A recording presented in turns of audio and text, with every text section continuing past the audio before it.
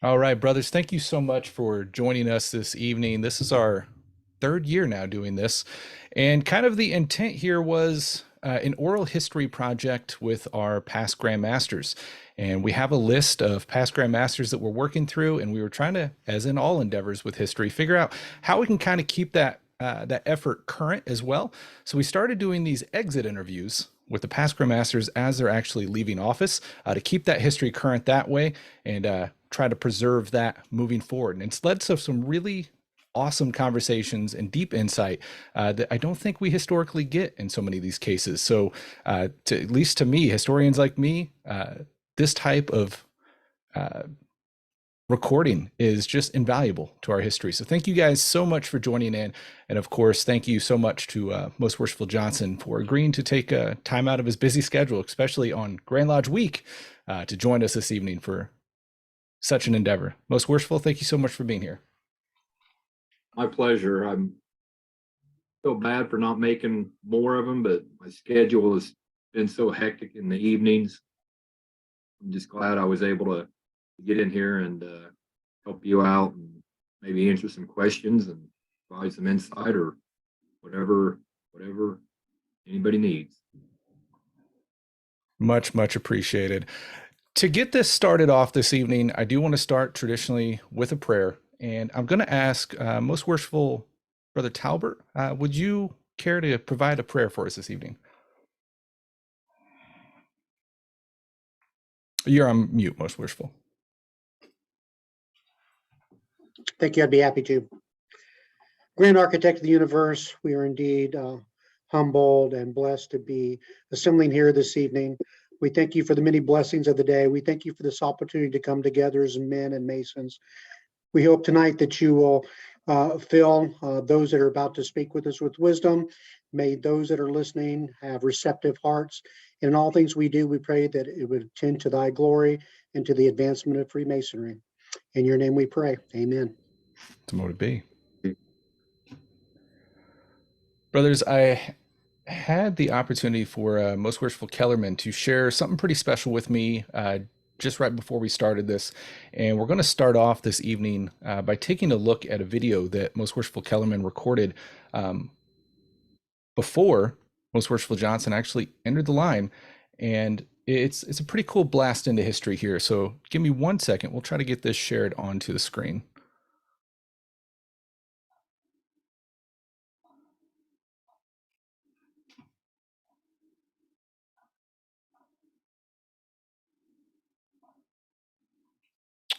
Is everyone able to see that window?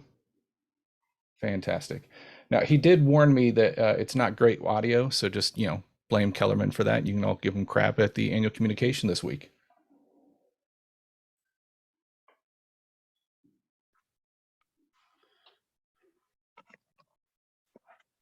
One of the greatest honors as an upcoming Grandmaster, when you're Deputy Grandmaster, is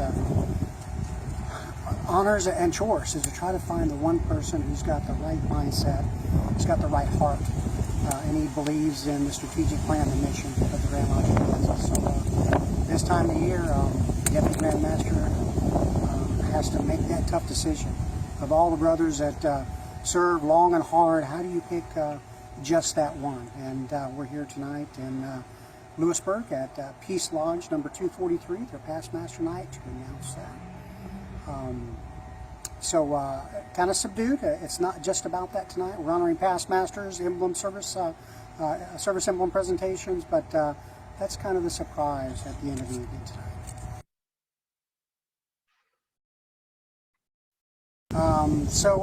I think volume 2 or part 2 of this will be coming out shortly. So we'll drag out the tease just a little bit longer. So give me about an hour and a half, 2 hours. I'll be right back with you.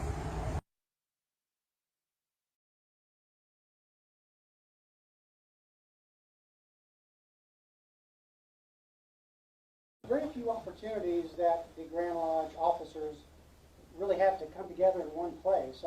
We're actually covering for each other. I'm usually where the Grandmaster can't be, and same with Dale and Tony and Michael and everyone else, right? So it's just a pleasure to be here.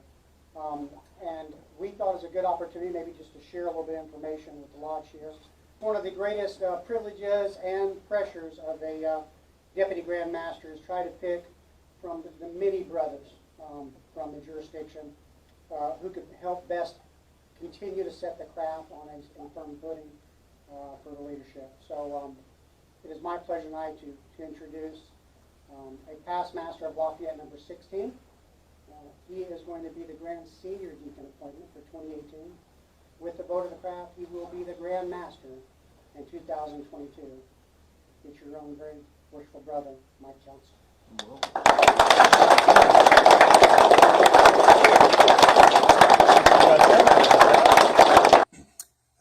Wonderful night in Lewisburg this evening, Monday, October 23rd. The occasion was Peace Lodge, had their annual Past Masters Night. A wonderful job recognizing past leadership of this lodge. Also, they had service emblems, 25 year and I think a 65 year, right? I think the resounding theme is just leadership and just epitomizing what we teach of brotherly love amongst everyone here. Also had the great honor to introduce a couple of officer appointments for 2018. John Mowen is chairman of the Ritualistic Committee. He's been in place on that committee for several years and continues to serve well beyond his year in the Grandees back in 1999, right? And then the dubious honor of announcing the Grand Senior Deacon for 2018, Michael Johnson, current master of Peace Lodge. Not much else to say, but his leadership speaks for itself in the past. The future is yet to be seen, but it looks bright as long as we can get good, engaged young men to continue to be leaders in the craft. I did my part tonight. Now, vote of the craft, goes far, but 2022, vote of the craft to be Grand Master of Masons in Kansas. Very humbling, and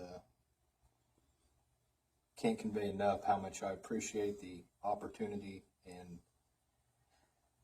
it's hard to understand that this opportunity is being presented, to be honest with you. I think it's going to take a little bit to sink in, but I have no doubt, surrounded by the great leaders that are moving the Grand Lodge of Kansas in a positive direction, that I'm not going to fall too far. I think that everybody working together will definitely meet the challenges that our grand jurisdiction faces.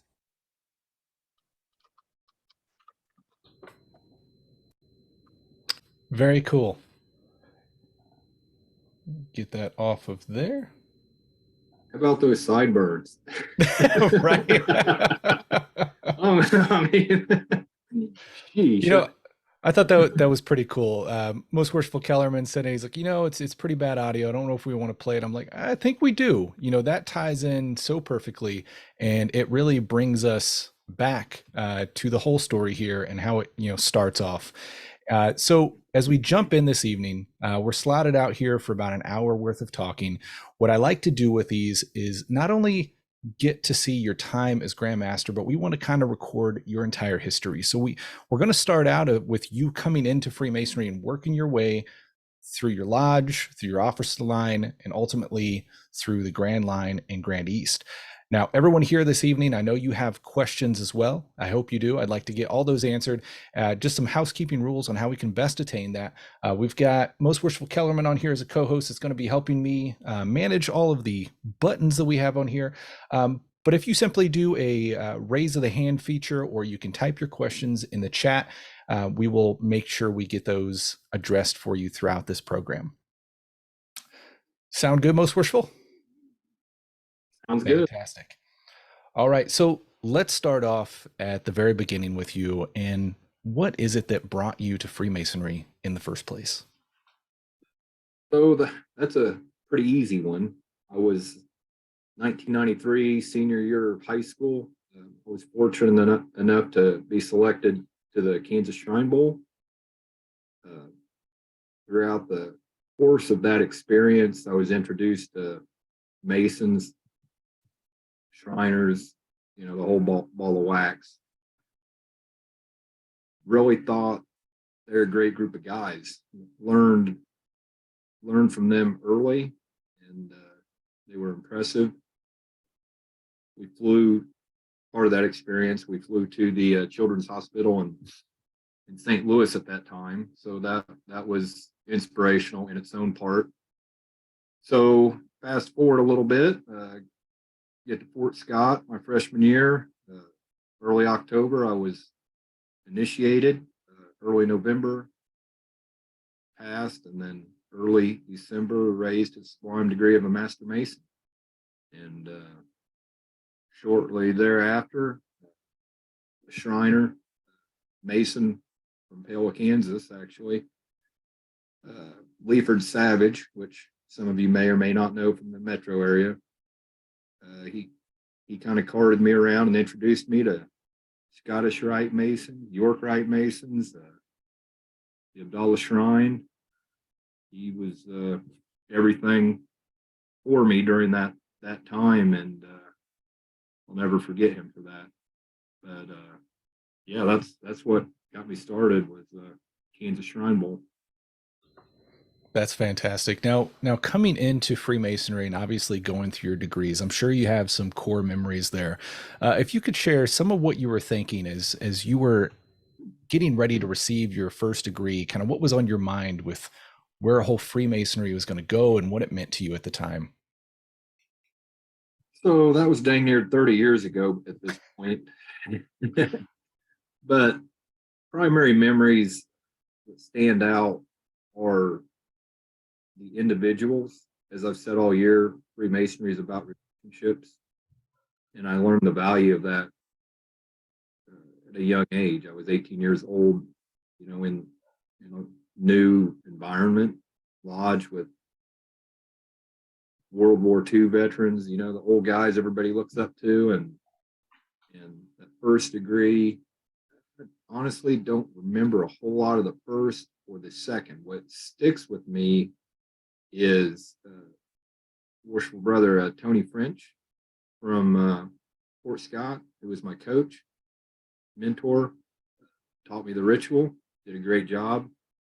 And I can't remember the brother who did the prayer at the grave, but he was fairly up there in years, and he tried his rear off to do it perfect. And I remember him being so disappointed that he made a mistake, and that has always stuck with me. Just the dedication and emphasis that brother placed on a young guy. Didn't really know, just came into town, you know, that fall, few months before, and just the emotion involved with making a mistake. He placed that much value on it. So those are my two core memories from that fall with respect to going through the degrees, I believe. Fantastic. Now, working your way through the craft degrees of Masonry, did you have a favorite, one that stuck out to you the most, maybe that has impacted your Masonic career the most? So I think each degree is valuable in its own right. Each one has lessons to be learned. Obviously, the one that I think is most important to me is probably, at this point, it's probably the first degree, because I think it needs to be perfect. It's a first impression. If we make errors on that, then we're likely to not see a brother for a second degree. And you know, the stair lecture is beautiful as well, and the second section of third obviously has its own merits and lessons, which are very, very important. But you know, I'm a pretty simple guy, pretty foundational sort of guy, and I like to start right at the beginning, and we build from there.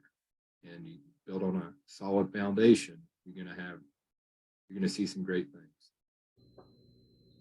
Wonderfully put. Now, getting through your degrees, obviously kind of the next progression of this Masonic journey and leadership, we enter into a line within our lodge. When you first got appointed into a leadership position in your lodge, what was kind of going through your mind there?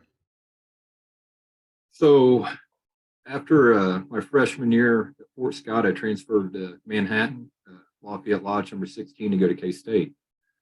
So that was a new experience as well. So if none of you have been in Lafayette, it's an interesting dynamic because you have a couple college students, not too many, and then of course the local folks, and there's also a pretty good presence of Army officers from over at Fort Riley. So getting there, one of the first brothers I meet is Captain and Brother Jeff Wilkins, who just finished up serving as Grand Master of California. And he appointed me as his senior deacon. So, I mean, ritual was impeccable. That brother always been squared away on how he conducts his business. Still is fantastic guy if you get a chance to visit with him. But I mean, what other option is there when you're seeing what you see in Fort Scott with that brother disappointed at a mistake, and then you go to this lodge where everything's perfect as far as your ritual, the business, what Jeff did. I mean, just a perfect example of how to do it. And from that point on, ritual has probably taken more in the forefront of everything I do. I've always thought it was pretty important. Tried to make my lines square and do everything right. I know I'm not perfect. I make mistakes, usually a different mistake in the same degree each time I do it. It's kind of funny, but just very interesting. But that senior deacon role was eye-opening. And then I think I went to junior warden or senior warden. I can't remember which. And then the following year, I was worshipful master of Lafayette Lodge in 1997. So Now that's a daunting step, and as they call it, the first hot seat. Not quite the hot seat that you're in right now, but it's definitely you hear everyone say that something about that chair. You feel it when you hit master of the lodge. What was going through your mind, and kind of what was your plans, if you can recall, entering in as master of your lodge for that year? So I think that I was pretty ignorant and young at that point. I think I did all right, but you kind of move forward on the established events and procedures of the lodge. You don't know any better, so you make sure you hit all the regular calendar events, which was easy. The challenging things that had occurred during that year, and I don't know how I navigated them, being whatever 23. But we put an elevator in the lodge that year. I had to go to the different appendant bodies, asking them for financial assistance because they rented from that building. So I dealt with that, and then dealt with a situation in which a brother of color wanted to come in the lodge, and there were some obvious issues that arose from that, and we didn't think very highly of that. And ultimately, Most Worshipful T. Michael and Most Worshipful Jeff intervened, and that brother became a Mason. His name was Walter Morrison, a great guy, veteran, died in the VA hospital, I think within the year of throat cancer. But he petitioned twice, and second time Most Worshipful Jeff came and did what he did, and we moved on and formed the degrees. But I don't know, I look back, it was pretty challenging stuff there, and to a certain degree, I'll be honest, I was a little disenfranchised with Masonry because after everybody left, there were some consequences obviously, directed at me. And being young and in it for about 3 or 4 years, I just, my maturity level didn't know how to handle that. So it took me quite a few years to reconcile that and kind of move on. I really didn't like conflict in lodge. If I saw conflict, I'd walk out the door and try it again next year. And ultimately, I got myself through it. But yeah, some heavy stuff there, but it was all for the best and worked out the way that it was supposed to. And I would never trade those experiences for anything. Yeah, I'm so glad that you brought that up because I mean that is an unfortunate but an impactful part of Kansas Masonic history. Knowing the step in the process that played to really roll on down the line to what we just celebrated with 25 years strong of recognition with our Prince Hall brothers, and just really ironing through all those difficult situations in the modern world. Now, at that time, I know, so you're at kind of a vital point in your Masonic career. You've got some kind of disenfranchised feelings. Did you have any inkling that you would be continuing on into any level of Grand Lodge roles as far as, district deputy and on up at that point? I did not. I honestly, I don't think anything was on my radar. Most Worshipful John Mallon did appoint me as a Grand Sword Bearer in 1999. That was a great experience as well. And again, met some fantastic brothers that were up there in years. And, you just learn so much if you sit back and listen. And that's part of society's problem. They're horrible listeners. I mean, just sit back and listen and you learn. And I tried to do that the best I could. And some of it stuck and has helped me through the years. But in between, after that, I kind of took me a year or two, but ended up back in Lewisburg at Peace Lodge and really had nothing on my radar aside from, and I probably didn't even know much at that point. I just kind of, fill in a chair. If they needed somebody to sit in the chair, I'd sit in a chair and kind of floated along, that way for over a decade, probably a little more than a decade. Probably, I think I moved back to Lewisburg in about 2000 or 2001, somewhere in there.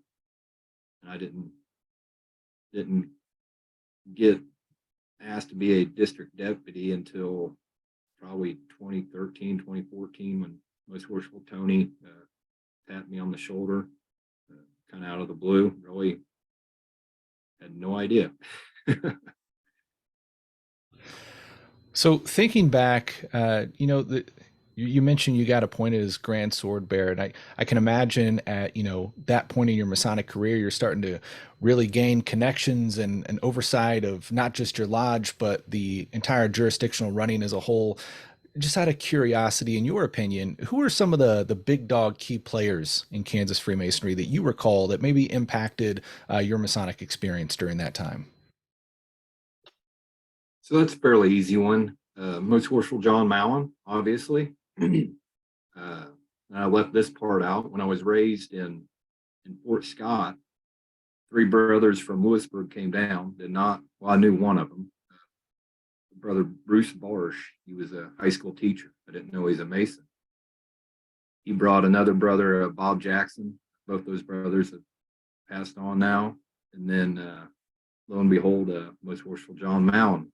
So the 3 of them come down to Fort Scott and are at my 3rd degree. I just had no idea. And John has been, a mentor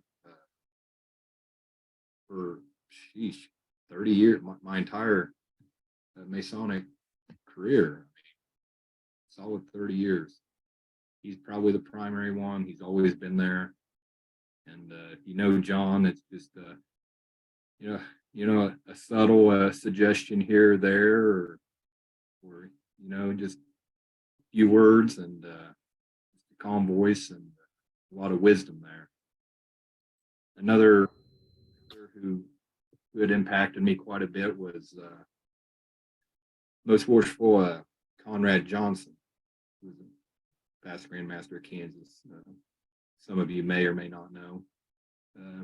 He passed on a number of years ago, but got to know him somewhere along the way, probably in 1999, kept a relationship with him. He actually married my wife and I, and we corresponded by letter for years until he couldn't read anymore. Then his wife wrote the letters for him. I think he couldn't read. I think that's what it was.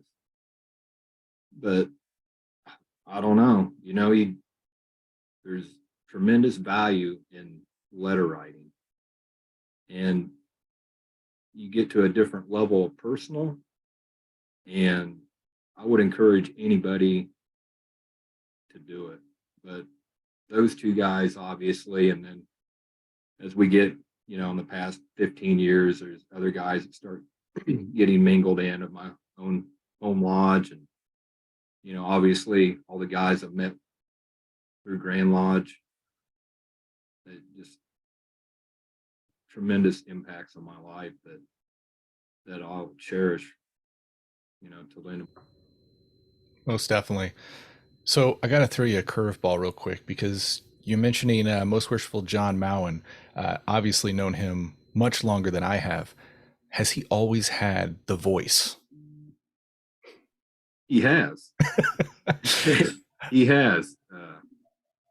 You know, he just anything he did ritual wise, that voice. I mean, when he's right on, like on a King Solomon or something like that, or some of the prayers, and it's kind of neat because when he gets excited, it gets deeper. And so you can gauge That's awesome. how excited he is. But no, he's always done really well. And when he was Grand Master, he had that voice. And I think any brother that's been around for a while can attest to that. But yeah, that's funny.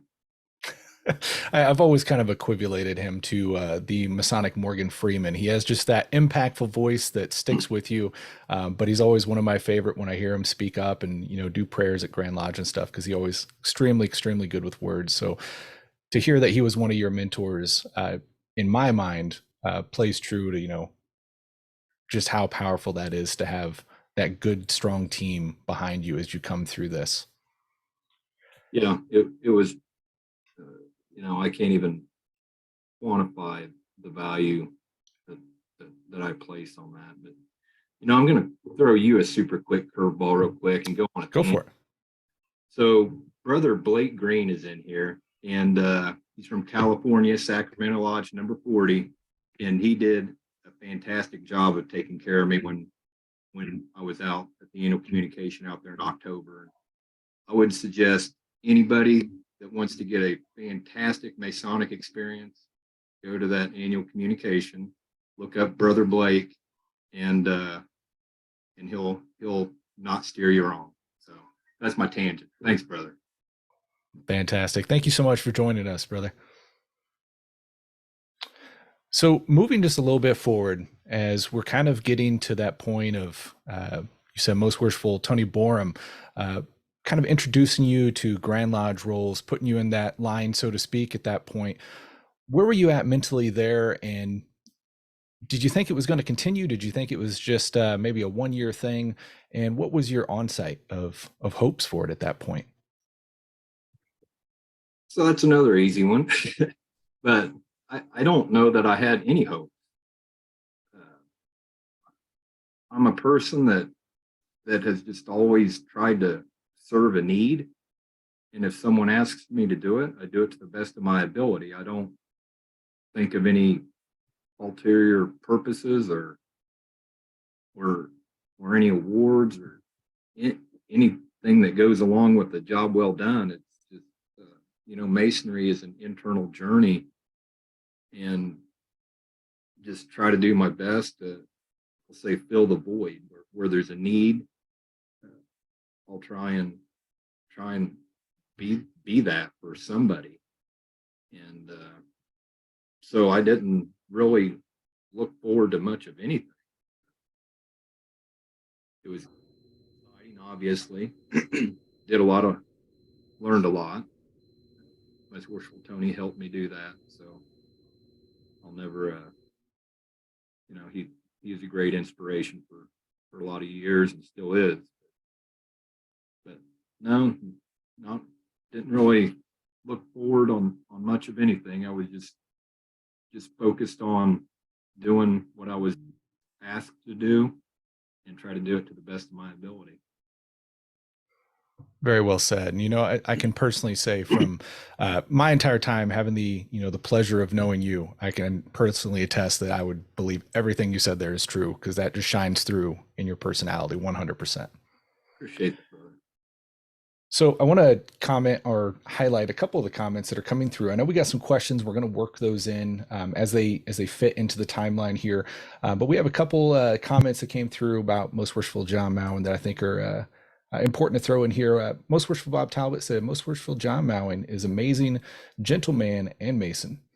Brother Utley said, 100% agree. Most Worshipful John Mowen has mentored a many Masons. And Brother Hendricks says here, the Most Worshipful Mowen gave me my first Grand Lodge appointment, DDGM, for District 20 in 1999, which is fantastic. So he's another one that we have not done our Grandmaster interview for just yet, but I can't wait to have that one, because it's going to be another very, very powerful one to definitely get on tape. That's kind of funny, because Dave and I probably ran across each other back in 1999. If we were both Grand Lodge officers to a degree. And, Darren Kellerman and I were both at Fort Scott about the same time as well, back in 1993. I meant 1999 with Dave, but it's funny how these connections exist and we don't even know that they exist until 30 years down the road or whatever. 100%. He actually just sent me, said, trivia, Mike and I were both raised in Fort Scott Lodge in the same year, but didn't really know each other. Had no clue he was being looked at the time. The COA made me take him on a road trip to South Dakota for us to help the leadership seminar. I was to feel him out at the time, but I really had no clue. That's fantastic. Yeah. One of the best memories of that trip was we were driving up there, and we ran across a guy who on a motorcycle, and he had his dog on the back of it, on the back of the motorcycle. And I think Darren got a picture of it. So there's a picture somewhere. I'll have to ask Darren, but I don't know. It was crazy. I mean, going up whatever highway that takes you up to South Dakota, not something you see every day, dog. That's a very trusting dog for sure. Right.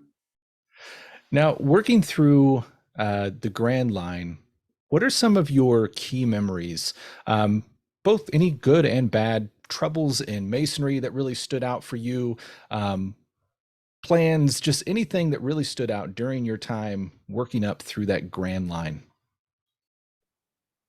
So probably not a whole lot bad. I mean, COVID year is obviously kind of a pain in the butt year for everybody.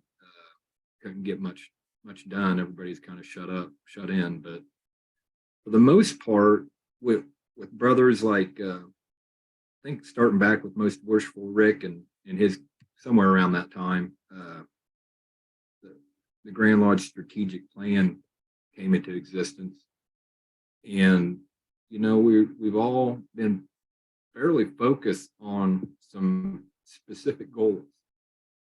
So while things change and have changed, different dynamics, the goals really have not.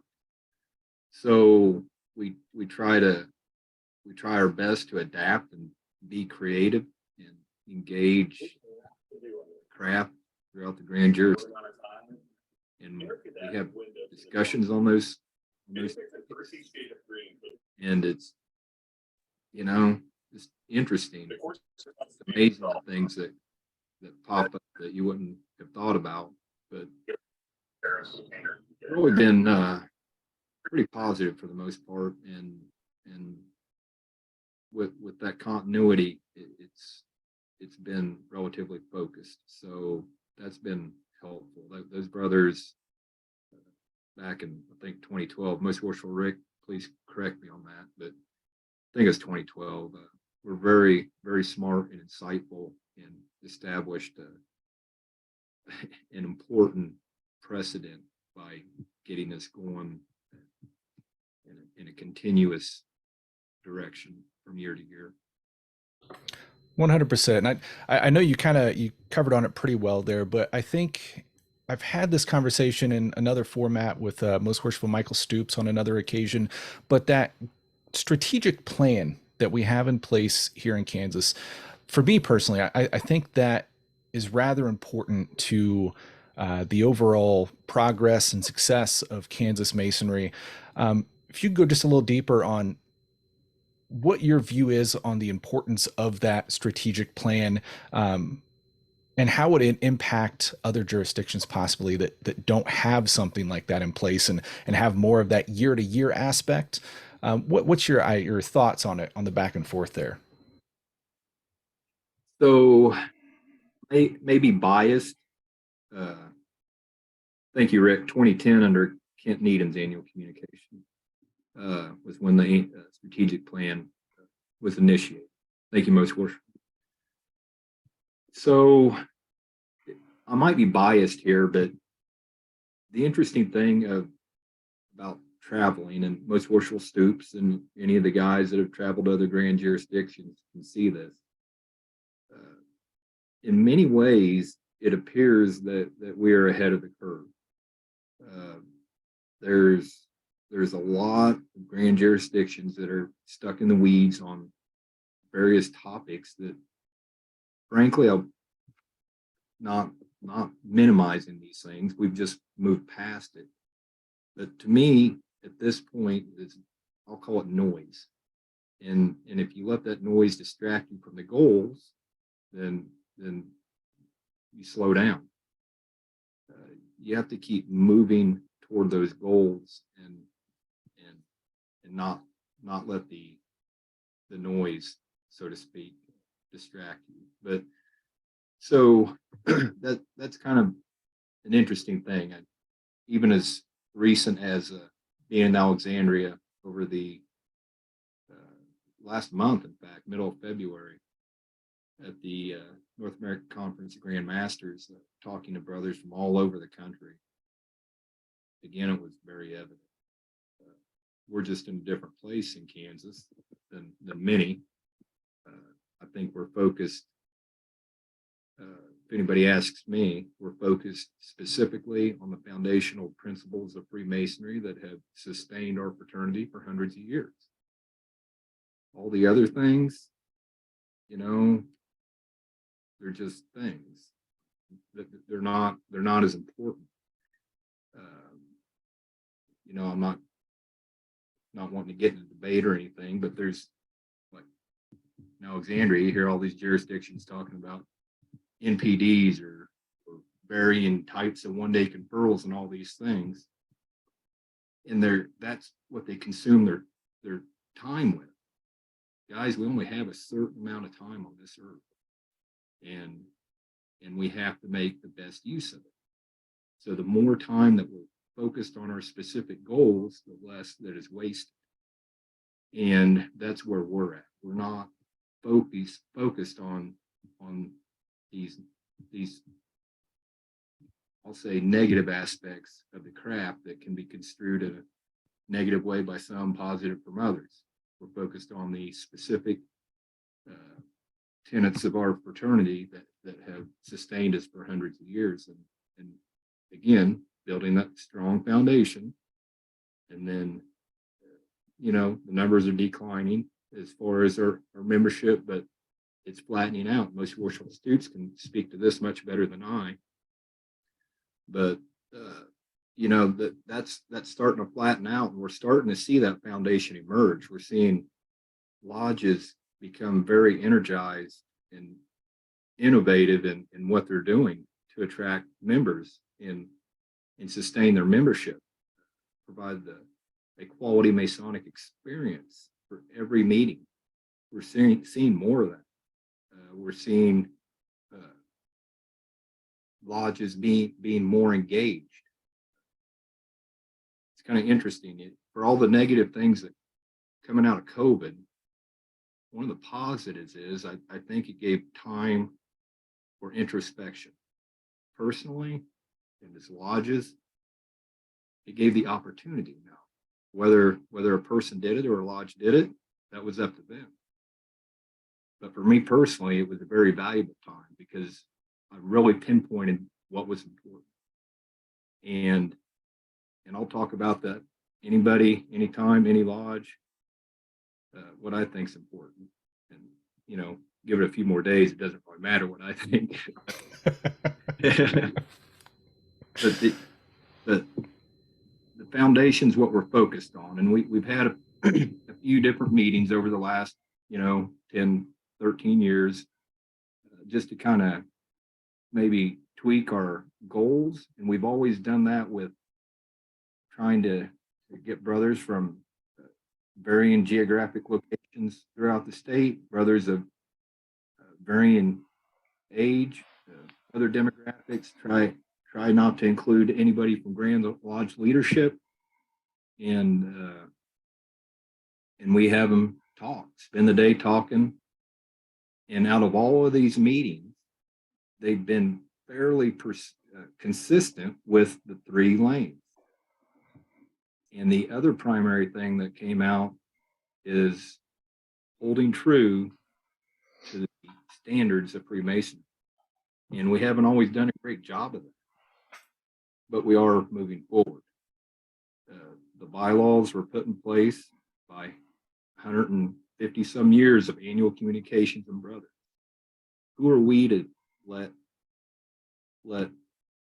things slide? That's not the right approach. Again, going back to the foundational principles of Freemasonry, what have maintained this fraternity for hundreds of years and which will maintain it into the future, is holding true to the excellent tenets of our fraternity. And that's what we're going to do.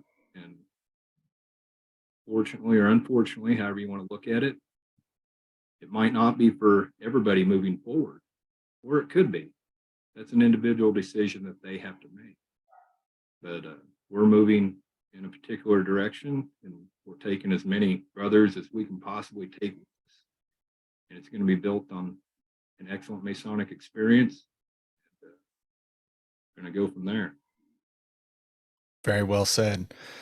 So, most worshipful, up to this point, we've kind of covered some really amazing stuff, but we've covered largely your historical record of coming up through Masonry. And I want to start bridging into your time as Grand Master. But I just want to highlight the importance of kind of why we do that. And it's because we don't have that. We don't have that history on so many past Grand Masters of that personal history, those feelings, those emotions, those core memories. So these opportunities, I think, are really, really special. Thinking somebody 50, 75 years from now will come back and be able to have not only that information, but personally from you, from your memory. So I really, really appreciate you being open and sharing those memories with us and your history coming up through your Masonic journey.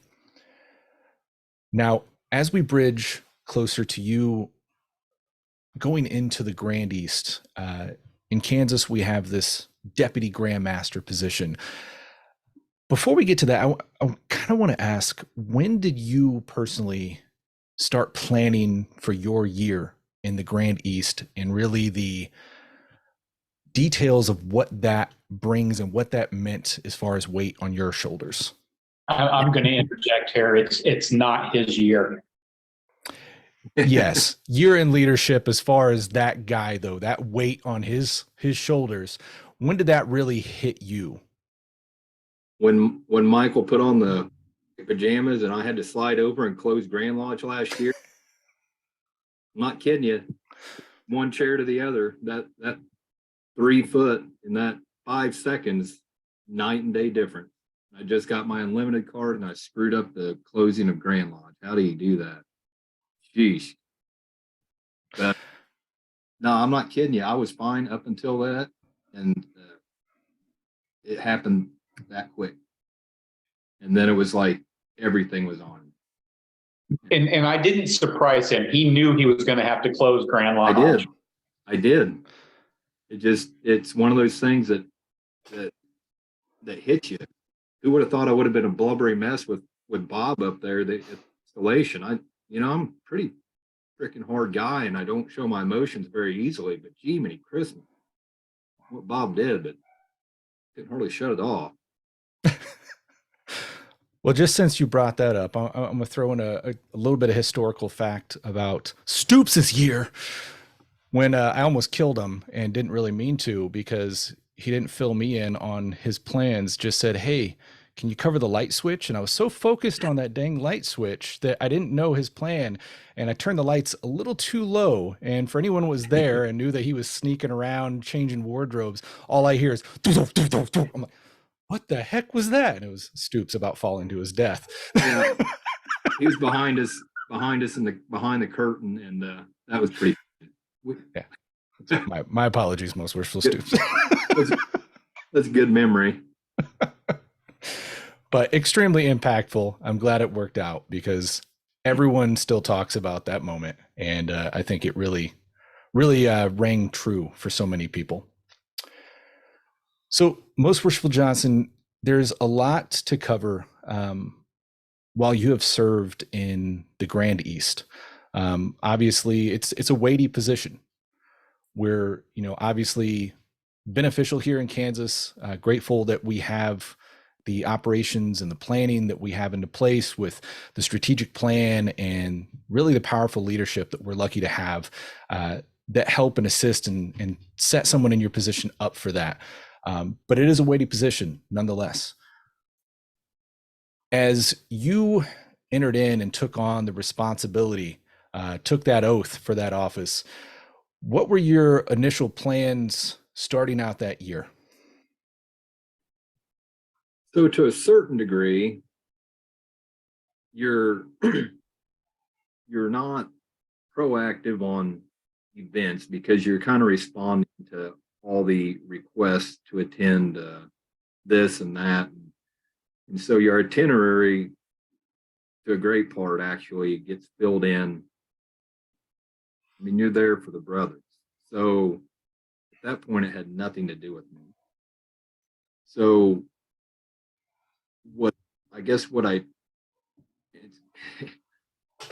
it's hard to explain unless you've been there. You go out a completely different person than when you went in. And it's just the first part, you're just trying to figure it out. You feel odd being called most worshipful. Feel odd answering all these questions.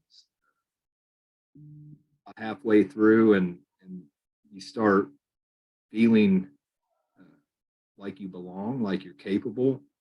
And before long after that, you're trying to transition guys coming up behind you the best you can. And there's a transition process there, and to varying degrees. The COA, I'm just a guy, but I'll always call them my guys. But I relied on them for dang near everything. By nature, I'm a consensus builder. I'm a Libra, so if anybody knows anything about that, it's balance.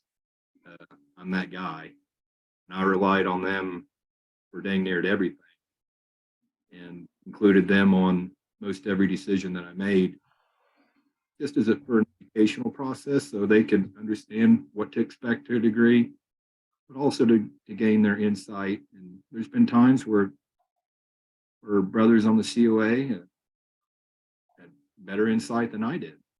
And, it's easy to go with it whenever you trust these guys.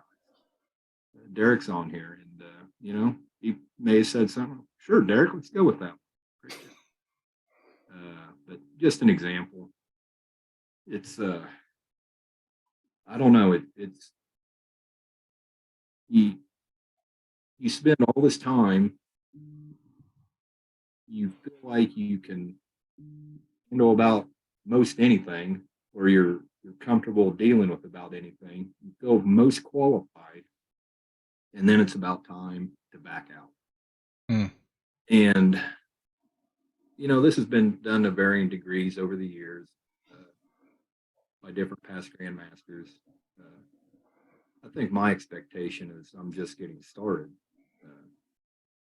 I'm going to do other things in Kansas masonry and use the skills that I've learned over the last 30 years and try to improve the rest of my life as long as I'm relevant and as long as guys want to listen to me or have me do things. But yeah, it's really hard to explain. It's just a different person than I was a year ago. I mean, just Most definitely. very humbling. You know, so that brings up a beautiful point. And I want to tie back to the most necessary correction that most worshipful Stoops threw in there about it not being your year. That was poor choice of words. What I meant there was, you know, that weight that falls on your shoulder. But as we tied into really the importance of that strategic plan, the COA in place, it's not really your year. And that is a fault that I think all Masons fall into worldwide. Not just grandmasters, but worshipful masters of lodges. With that in mind, in your own words, how would you describe the office, the journey of the Grand Master, seeing that it's not your year, but you're in that role? How would you put that into words for somebody? So there's varying types of leadership styles, I guess you could say. So I'll just speak to mine. I went into it with the hope and expectation that whatever occurred, whatever I could offer to the craft, whatever I could offer to the brothers around me that I had direct conversations with or influence with, that I could unselfishly make them better for having me in this position this year, if that makes sense. So you go in and you just try to do the right thing. You know, you're dealing with, you know, however many Masons that are in Kansas now. You're dealing with all kinds of emails, phone calls. You're trying to balance that with the landmarks of Freemasonry and the bylaws, which, you know, sometimes requires a hard decision. You hope the brothers understand when that hard decision occurs, but it's always made on a solid foundation. That's why you look at the landmarks and bylaws, especially the landmarks. You cannot argue with the landmarks. And just, I don't know. It's been an interesting experience for sure, but primarily just trying to help, you know, like I said before, filling a void. So obviously most worshipful Michael isn't Grand Master anymore, so there needs to be a Grand Master. So what happens to Mike? Well, he fills a void. But you know, it can be overwhelming. You got to get yourself through it. And if you approach it with humility and patience, you try to listen, just try to do the best you can. I think a guy's going to do all right. I think the humility and the listening are two very essential skills to leadership at this level. If you can't listen to the things going on around you, you have a higher likelihood of making decisions that have a negative consequence. You have to listen, and the patience comes with you know, sometimes there's some emotions involved with things, and it's best to just wait sometimes. Just wait a day or two and think it through. Talk to brothers that are close to you and then move forward. But overwhelmingly, I think it's just trying to help everybody the best you can, and time will tell. Only thing I've ever wanted to do was hopefully leave things in a position than when I came in. But it's not. I think my goal is that Rob next year is going to do better than anything I ever did, or Doug after that, and Derek after that. And hopefully we had experiences this year that'll make them just surpass anything that I've ever been done. Whatever that is, I don't know. Time will tell. But I'm not a guy that thinks about me or my stuff. I want those guys to do better, and Masons in Kansas. I want lodges to do better than they did. I want them to do better next year than they did this year. So it's just trying to move things forward and trying somehow to inspire somebody, or just listen to them, or provide some counsel or whatever it might be to get everybody going in the right direction. Beautifully put. Thank you so much for expanding on that. I think that's really a great point to clarify on and touch on, because it really drives home that difference that we see in Kansas versus so many other jurisdictions, so many other terms of leadership that we've seen in the past that really do drive on my program, my efforts. And 1 year's 1 year, and it's really hard to get something sticking and everlasting that's really going to make a huge impact when that's the focus and it falls the next year. To have that teamwork, that core mission as the plan, as the effort, I think makes the world a difference. And I think Kansas Masonry definitely attests to that through the hard work of you and all the brothers on the COA that really work so diligently to maintain that and keep that structure in place. So we have some great questions here that we want to work through, and then we'll open up a few minutes for people to unmute and talk personally. But we have one here saying from Brother Curtis saying, what is your most memorable achievement this year as the Grand Master of Kansas? That's an easy one too. I think the greatest thing that I hate talking about myself like this, but as if I had anything to do with it, but the COA this year has become a really tight-knit team that really has Kansas Masonry in general at best interest.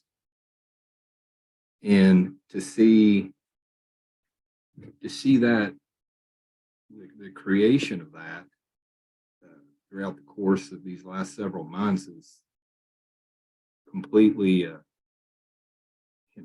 I don't even know how to describe it. I don't know how I was a part of that. I don't know that I had anything to do with it. It could have been just these guys.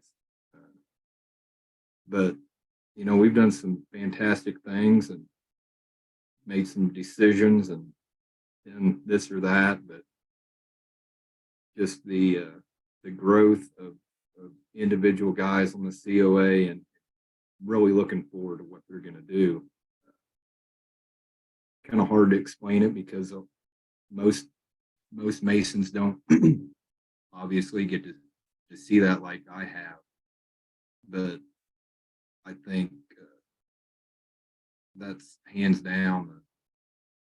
It actually is a little emotional, but just it's amazing to watch that, been a part of that.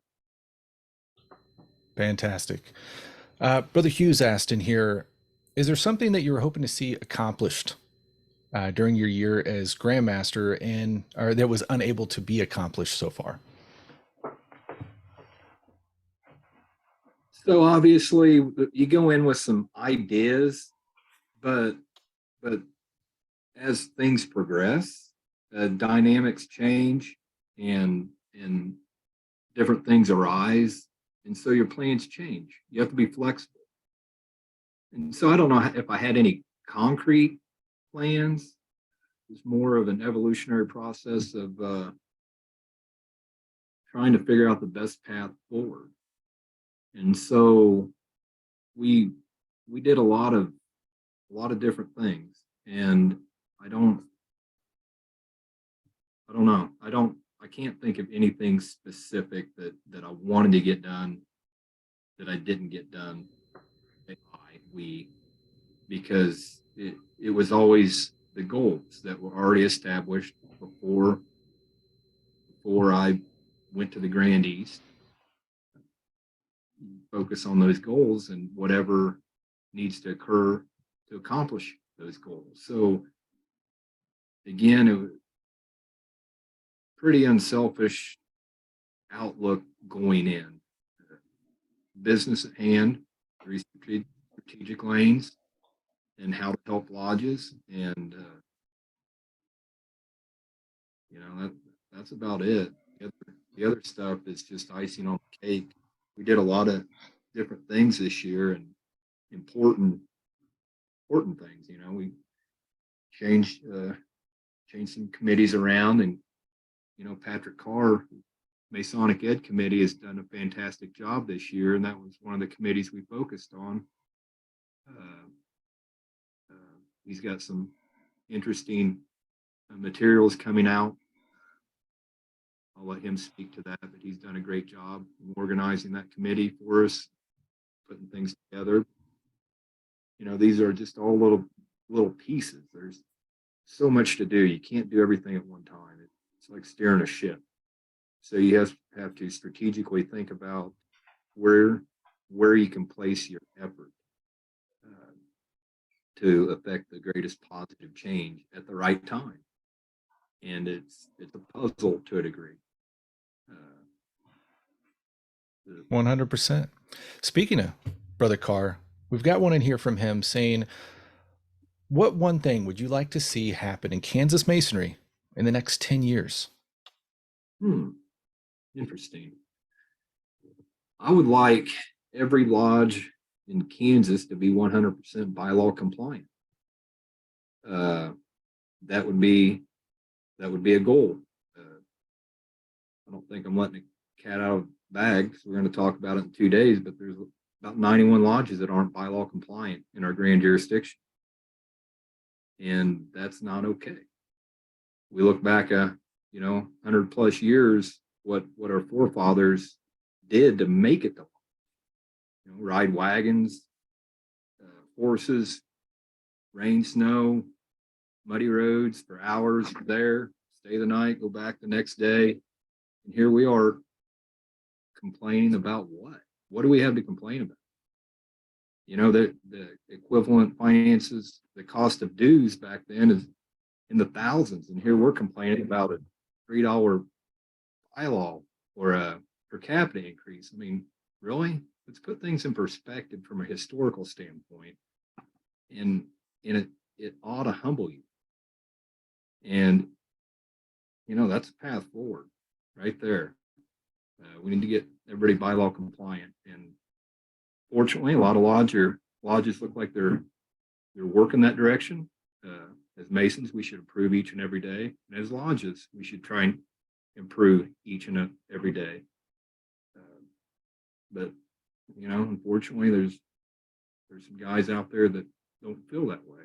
And again, we're rowing the boat in a particular direction and trying to get as many brothers to hop in as possible. Because we're not gonna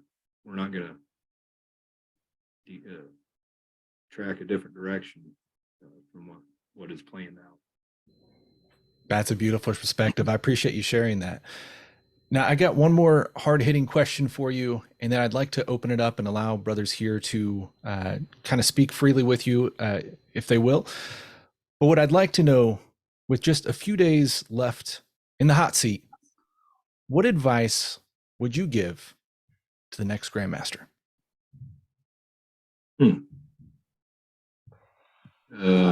That's a good one.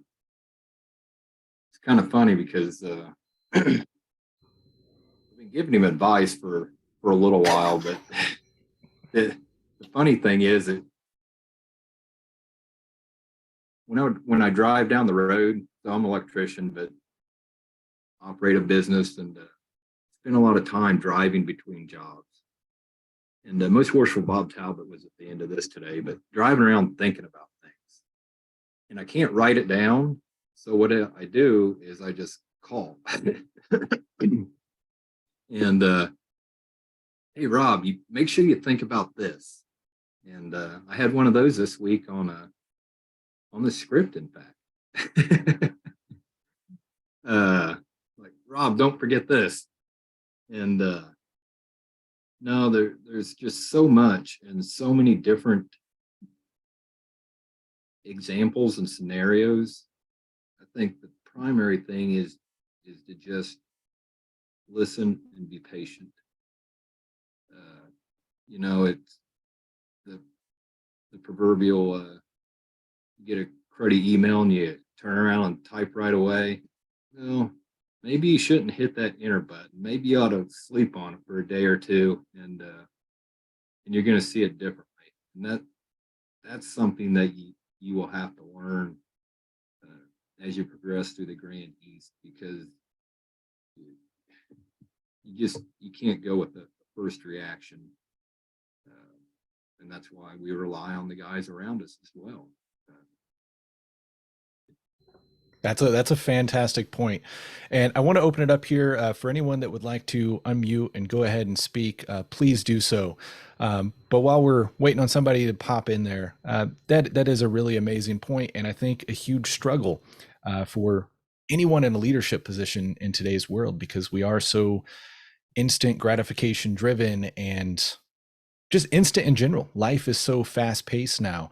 And when you look back historically, we have all these well-written and articulate, answers that came through snail mail after, being thought over for a few days, written out, mailed, and everything now is within a few seconds to a few minutes. And that can be very, very dangerous. So really, as you said, having the foresight to not hit that send button immediately, take your time and really think that over is huge. Yeah, and the other leadership principle I'll just mention here is detaching from the situation, because we all get too close to the situation. And if you can't detach and look at it from the 30,000-foot perspective, you're going to get in trouble. And guys around you help with that, but you got to help those guys not fall in that proverbial box as well. But any given situation, you have to detach and assess, and then make the decision and then act upon it. And that's a skill. It really is, to detach, because there's emotions involved, there's people involved, and it's not an easy thing to do. So that's definitely one to recognize and acknowledge and to work on.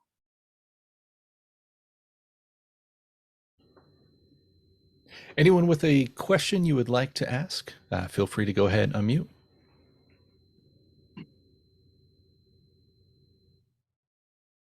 Do you need to borrow my pajamas? No, I got something else I'm probably gonna do. Thank you, though. I think I got a bigger belly than you. I'm sitting here looking at the screen, and while a few people have left at the top of the hour, we have a lot of brass present this evening. I'm seeing a lot of past grandmasters in here. So I would just throw it out there. Hot question for you. How do you guys think Most Worshipful Johnson did this year?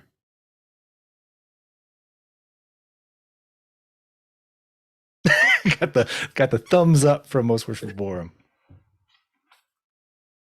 I'll give you a B plus. That's solid. Thank Yeah.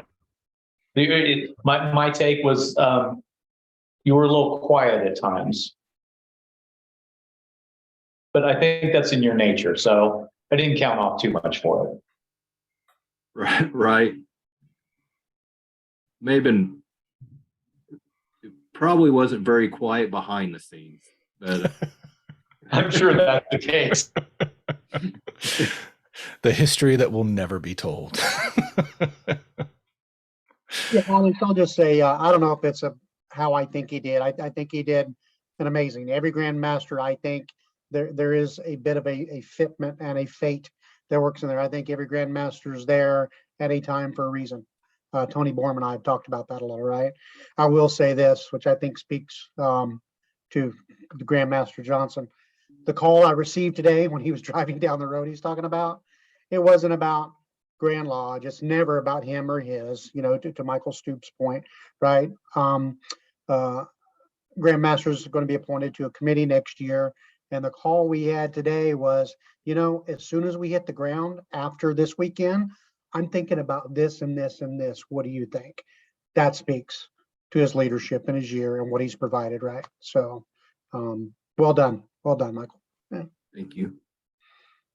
I guess I need to put the B plus in a little more perspective. I would only give myself probably a B minus. So you did okay. No, there's always room for improvement. I'll take a B plus any day. Thank you. Well, brothers, I want to thank chime you. in. I'll No, chime no, in. go ahead. If you want.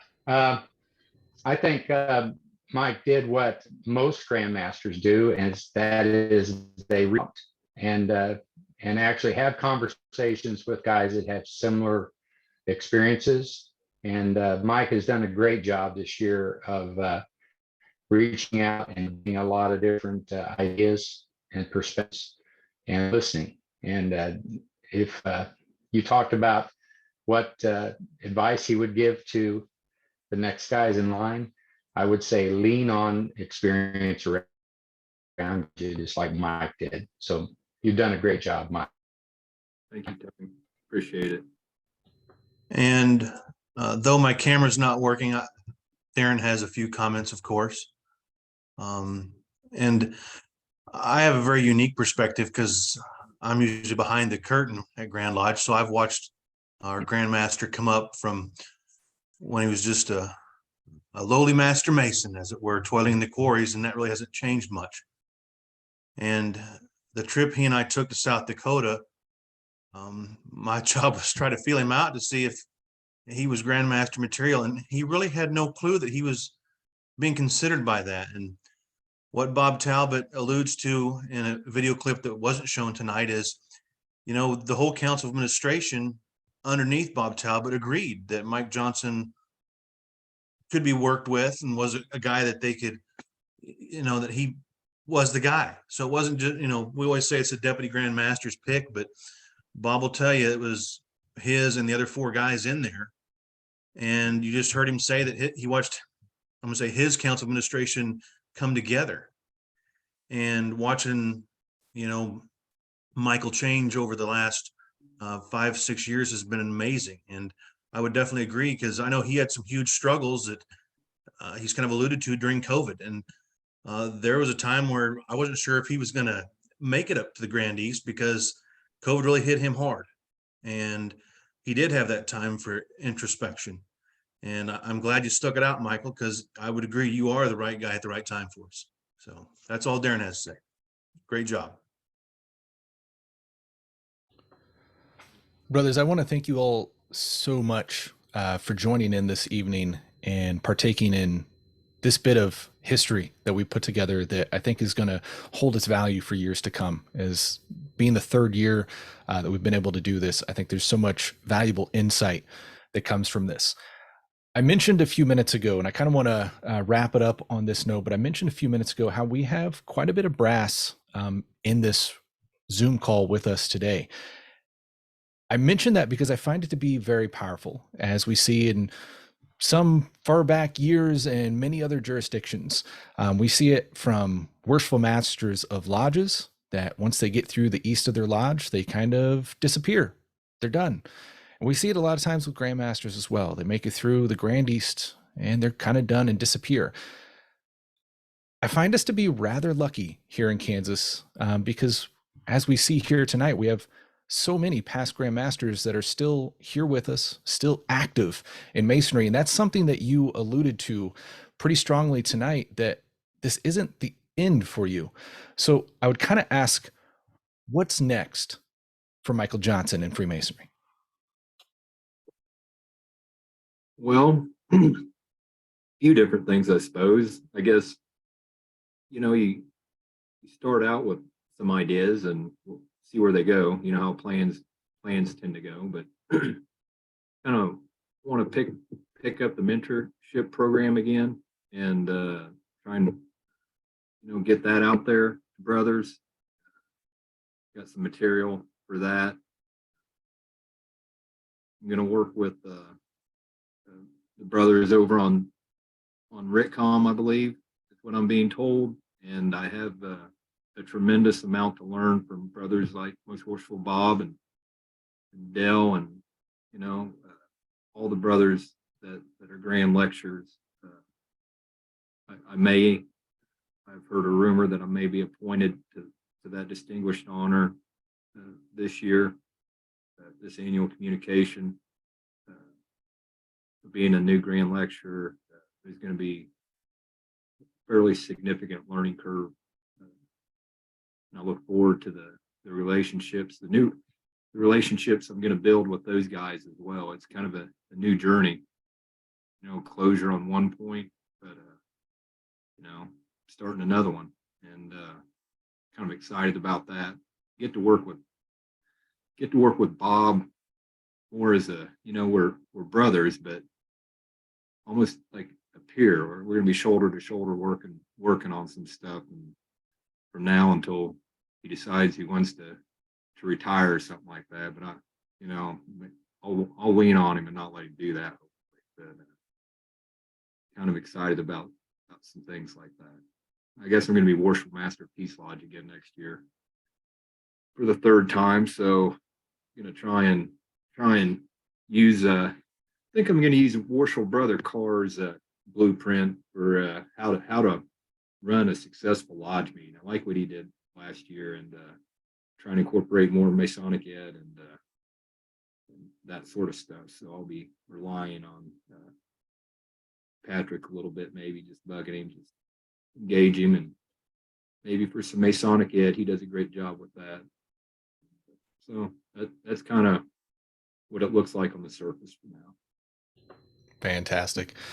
Most Worshipful Johnson, I want to thank you so much for taking time out of busiest part of the year for anyone involved in Council of Administration, just a few days away from the big event. So for you to take time away from your family and all the other duties that you have on the plate at this moment means the world to us. So thank you so much for being here this evening, but also everything you've done this year and throughout your amazing Masonic career that we got a little insight of this evening. I can say, for one, I get so busy in my little corner of Masonry between, podcasts and Lodge of Research, and that is nowhere near the weight that brothers on the Council of Administration and the Grand East have to deal with to run this jurisdiction that we are all so proud of. So seriously, thank you so much for all of the work that you guys do, all of the weight that you bear on your shoulders. It means the world, and it allows us to have this jurisdiction that we are so proud of. So thank you for a successful year in the Grand East, Most Worshipful.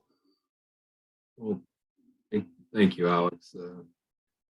You do a tremendous service to Kansas Masonry as well with what you do, and you're a tremendous asset that brings a lot of Masons from outside our jurisdiction into Kansas to see what we're doing, and that's cool. And I don't know how we could ever repay you for what you do, and I know there's a tremendous amount of time that you invest in that. So thank you right back to you. And if there's ever anything that I can do for you or any of the other brothers, I think everybody knows that I'll answer the phone anytime, and if I don't, leave a message and I get back to you. Been a pretty open book and made it through the year being that way. So I'd imagine my phone will ring less. So don't feel bashful about reaching out anytime, and I'll do whatever I can, however I can to help. Fantastic. Well, thank you again sincerely for coming on this evening. I hope to see everybody here at the annual communication just a few days away. With that, Most Worshipful Talbot, you brought us in with a prayer. Would you mind to take us out with one? I'd be honored. Grand Architect of the universe, again, we come before you thankful for this wonderful evening and sharing insights, experience, and feelings, and continuing the bond, the relationships that Masons have toward each other. We pray that you'll continue to be with this grand jurisdiction, their mission, and the leaders that help drive that mission. Be with all of us as we go about the work of being good men and Masons. In all things we do in your name, amen. So mote it be. Most worshipful, we'll give you an opportunity for any final last words before we sign off this evening. Just thank you again. And I forgot to mention the Prince Hall joint event in January. That was definitely a highlight, and I forgot to mention that amongst everything else. Tremendous honor getting to know Jeff and Johnny and those guys. They'll be at the annual communication as well. So thank you all. Safe travels. And I appreciate you. Thank you. Thanks, everybody. Have a great night. Thank you for joining in.